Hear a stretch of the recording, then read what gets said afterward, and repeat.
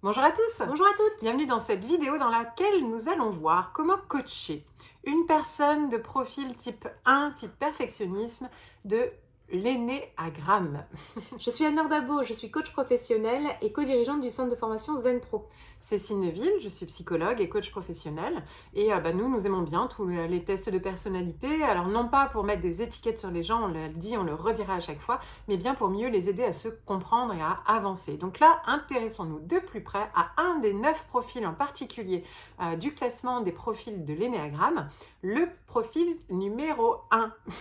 Qui est donc le perfectionniste. Qu'est-ce que c'est qu'un perfectionniste? Bon. Ah On en a déjà une vague idée en général. Comme son nom l'indique, c'est celui qui aime bien que tout soit parfait et qui est très exigeant à la fois par rapport à ses propres actions, mais également par rapport aux autres aussi. Bien sûr. Donc là, il y a des points forts, il y a des points améliorés. On va justement évoquer les deux pour avoir conscience que quand je coach quelqu'un qui a ce profil-là, il y a des choses sur lesquelles je peux m'appuyer en tant que coach. Donc un profil 1, par exemple, il va avoir conscience de la qualité.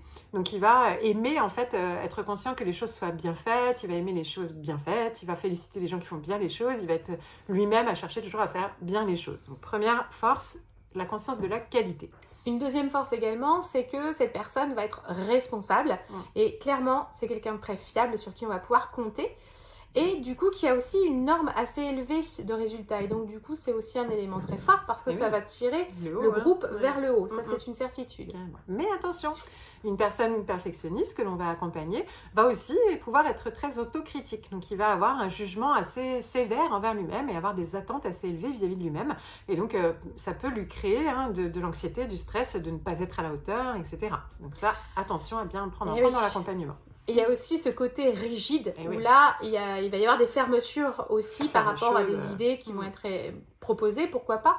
Donc, il va rester dans son axe et tant qu'il n'a pas été jusqu'au bout, et voilà. Donc, ça aussi, c'est à faire attention. Exactement. Et on l'a vu un petit peu tout à l'heure, mais c'est aussi attention parce qu'une personne perfectionniste envers elle-même l'est souvent aussi envers les autres, envers le monde, envers la société, envers tout le monde.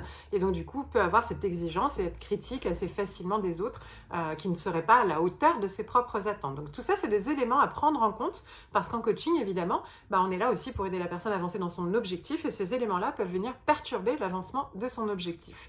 Donc, 3 pratiques sur lesquelles on peut s'attarder dans un coaching d'une personne de ce type 1, perfectionniste. Déjà, il va falloir créer un environnement qui soit hyper sécure. Plus vous allez mettre du cadre et plus ça va rassurer ce perfectionniste, il va se sentir vraiment bien pris en charge et bien encadré. Dans le cadre de notre formation de coach, on parle de mettre un cadre et du lien. C'est de trouver, je crois, ce juste équilibre entre un cadre sécurisant et un lien bienveillant pour que la personne se sente en sécurité pour oser sortir de sa zone de confort aussi, mais suffisamment cadré pour se sentir bien et dans la maîtrise parce que pour elle, c'est rassurant. Ensuite, deuxièmement, c'est de l'aider quand même à gérer ce perfectionnisme, c'est-à-dire à en voir les bons côtés, certes, et à les aimer, à les apprécier parce que souvent, les perfectionnistes, c'est qui tout double. Soit j'aime être perfectionniste et j'y vais à fond et ça me saoule les autres, etc. Et moi, je suis comme je suis et si ça ne plaît pas aux autres, tant pis.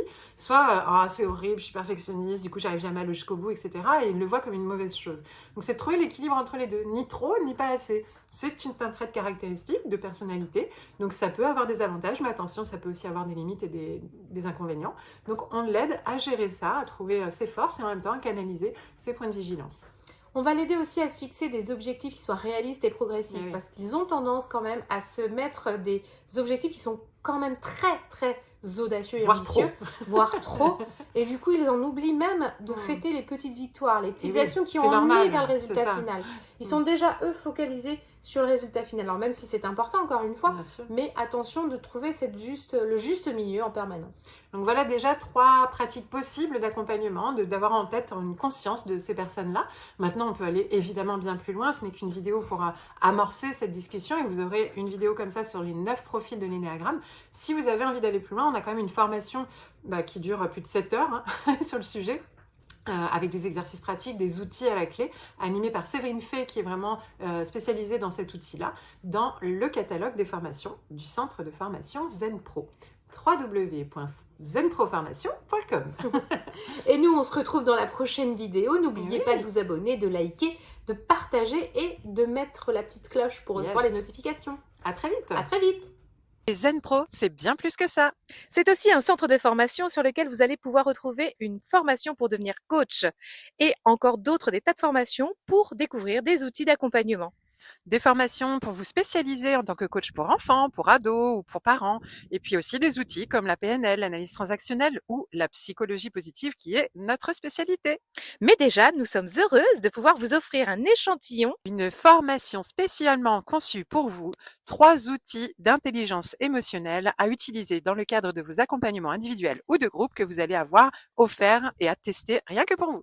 Vous allez pouvoir voir si du coup nos formations vous conviennent, si le format est adapté.